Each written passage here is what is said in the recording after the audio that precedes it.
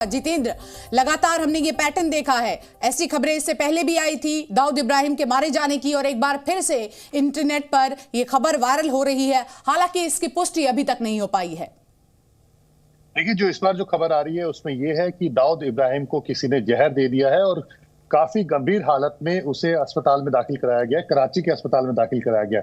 इससे पहले जो खबर आई थी दाऊद इब्राहिम को लेकर के, वो ये आई थी कि उसकी किडनी फेल हो गई है और उसकी हालत काफी खराब हो चुकी है और वो उसकी कभी भी जान जा सकती है। लेकिन दोनों में फर्क इस बार ये है क्योंकि पिछले कुछ दिनों में जिस तरह से हम देख रहे हैं कि पाकिस्तान के अंदर एक के बाद एक जो भारत के जो दुश्मन है, जो आतंकी हैं, जो भारत में कहीं ना कहीं आतंकी वारदात में, बड़ी आतंकी वारदात में शामिल रहे हैं और जिसका डोजियर भारत लगातार पाकिस्तान को देता रहा है, लेकिन उन्होंने कोई कार्रवाई नहीं की है, उन सभी को धीरे धीरे अज्ञात हमलावरों ने मार दिया है। और उसी कड़ी में अब दाऊद इब्राहिम का नाम निकल करके सामने आ रहा है कि उसको जहर दे दिया है किसी व्यक्ति ने और उसके बाद गंभीर हालत में उसे अस्पताल दाखिल कराया गया है। ये जो घटना है जो है ये कल सवेरे की बताई जा रही है। उसके बाद उसे अस्पताल में दाखिल कराया गया है और अभी भी हालत उसकी काफी नाजुक है। जो जानकारी मिली है, कराची के एक पॉश अस्पताल में, यानी कि बड़े अस्पताल में उसे दाखिल कराया गया है।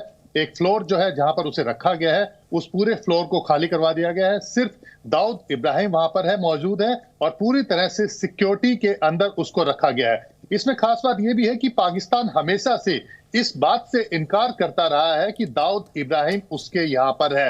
हालांकि जब 2015 में भारत सरकार ने सबूत दिए थे पाकिस्तान को, तो उस समय उसने कहा था कि जरूर कार्रवाई करेगा, लेकिन उसने उन सभी सबूतों को मानने से इनकार कर दिया था। और इसी तरह से उसके बाद बिल्कुल पाकिस्तान ये कहता तो है कि वो कार्रवाई करेगा। एक बार विशाल का रुख कर लेते हैं। विशाल, जिस तरह से हमेशा पाकिस्तान का नाम आता आया है कि किस तरह से पाकिस्तान दाऊद इब्राहिम को संरक्षण दे रहा है, उसका सपोर्ट कर रहा है, लेकिन अब जिस तरह से खबर आई है कि उसे पाकिस्तान के एक अस्पताल में भर्ती किया गया है, उसे जहर देने की कोशिश की गई, अब इस खबर के आने के बाद, हालांकि पुष्टि नहीं हुई है, लेकिन भारतीय सुरक्षा एजेंसियां भी अलर्ट हो गई होंगी।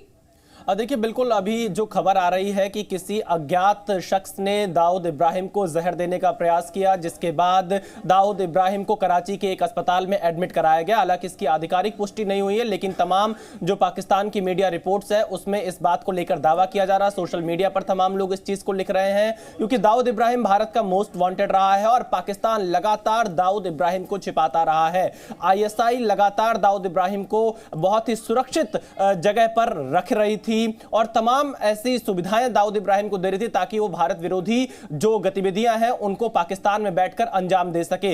हालांकि पाकिस्तान कभी भी दाऊद पर कार्रवाई नहीं करता था। भारत ने तमाम डोजियर सौंपे, न सिर्फ दाऊद के बल्कि अन्य जो आतंकवादी हैं जो भारत विरोधी गतिविधियों में शामिल रहते हैं। लेकिन अब ये जो खबर आ रही है, जैसा हमारे सहयोगी जितेंद्र जी बता रहे थे, तमाम वो आतंकवादी जो भारत विरोधी गतिविधियों में शामिल थे, इन दिनों पाकिस्तान में अज्ञात हमलावरों के द्वारा उनकी मौत होती हुई दिखाई दे रही है। अब इसी कड़ी में दाऊद इब्राहिम को जहर देने का प्रयास किया गया है। अभी दाऊद इब्राहिम की एग्जैक्ट स्थिति क्या है, इस पर और ज्यादा जानकारी का इंतजार है क्योंकि अभी कोई आधिकारिक पुष्टि इस बात की नहीं हो पाई है। लेकिन जो खबरें मिल रही हैं, जो सूत्र बता रहे हैं, तमाम सोशल मीडिया पर जो खबरें डाली जा रही हैं, उससे यह पता चल रहा है कि दाऊद इब्राहिम को जहर दिया गया है कराची में, क्योंकि कराची में लंबे समय से दाऊद इब्राहिम छिपा हुआ था। और फिलहाल अभी देखना यह है कि इस पर और आगे का अपडेट क्या मिलता है। लेकिन पाकिस्तान में कई जगह इंटरनेट बंद होने की भी खबरें सामने आ रही है क्योंकि पाकिस्तान ये छिपाना चाहता है। पाकिस्तान ये दुनिया को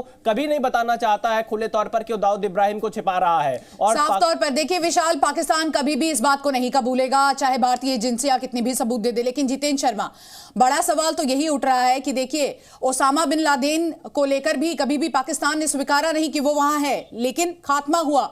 वही एक तस्वीर सामने देखने को मिल रही है। और दाऊद को लेकर अगर हम बात करें तो देखिए उनके परिजन यहां भी हैं, भारत में भी है, तो ऐसे में क्या उनके परिजनों से भी संपर्क कर सकती हैं सुरक्षा एजेंसियां, पुलिसकर्मी, ये जानने के लिए कि ये जो खबर है क्या वाकई सही है?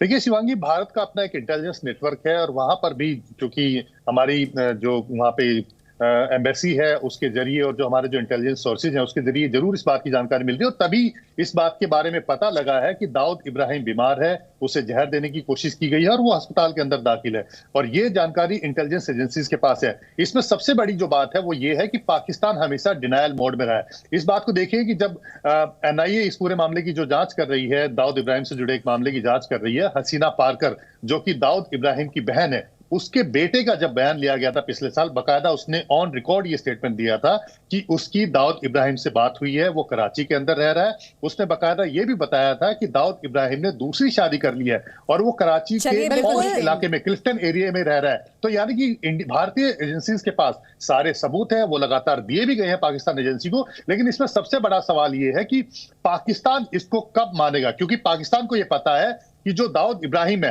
वो उसका बड़ा सोर्स है, वो ना सिर्फ उनकी फंडिंग चला रहा है बल्कि जो टेररिस्ट एक्टिविटीज है उसके लिए फंड भी कर रहा है। आगे भी आपसे जानकारी लेते रहेंगे। फिलहाल बहुत बहुत शुक्रिया आपका तमाम जानकारी के लिए। जी न्यूज़।